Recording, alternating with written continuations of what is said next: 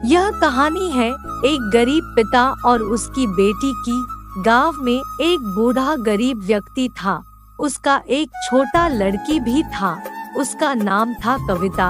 उसी गांव का स्कूल में पढ़ाई करता था। कविता पढ़ने में बहुत तेज था। एक बार कविता का पिताजी अपनी बेटी को उसके स्कूल से लेकर शहर के एक महंगे होटल में पहुंचा। कविता का पिताजी ने फटे पुराने कपड़े पहने हुए थे और कविता स्कूल की ड्रेस पहनी हुई थी। जब दोनों होटल के अंदर पहुंचे तो वेटर पूछा, सर आप क्या खाना पसंद करेंगे? आप अपना ऑर्डर बता दीजिए।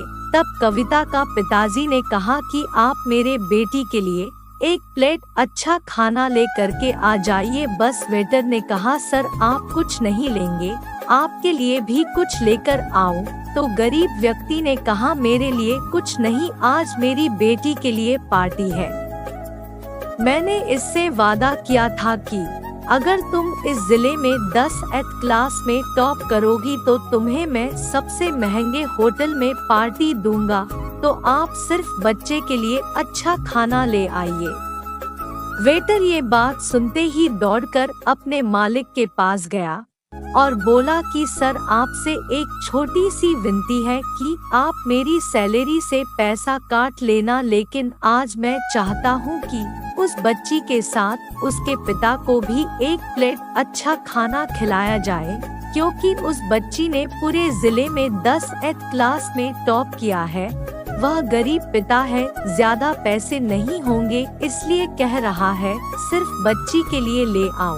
होटल के मालिक ने जब ये बात सुनी तो मुस्कुराते हुए बोला, तुम उसके पिता के लिए भी अच्छा खाना लेकर जाओ, उसके लिए भी लेकर जाओ, पैसे मत लेना। 4 से 5 पाव भाजी पैक करवा कर ले जाओ और 2 से 3 किलो मिठाई भी लेकर जाओ और उनसे कहना ये पार्टी होटल की तरफ से है, आप ये मिठाई ले जाइए और जश्न मनाइए। जब वेटर ने 2 प्लेट अच्छा खाना लेकर गया तो वह व्यक्ति चौंक गया और बोला, मैंने तो एक ही मंगाई थी, मेरे पास पैसे नहीं है।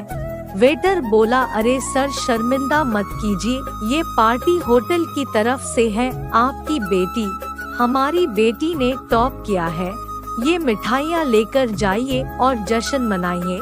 पिता और बेटी खुश हो गए और चले गए। कई साल बीत गए। उस गरीब पिता की लड़की कविता अब यूपीएससी की तैयारी करके कलेक्टर बन चुकी थी और इत्तेफाक से उसी शहर में उसकी पोस्टिंग हुई थी।